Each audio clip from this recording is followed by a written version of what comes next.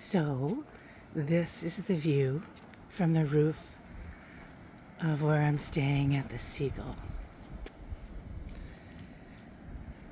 When I lived here at the Seagull while I was teaching,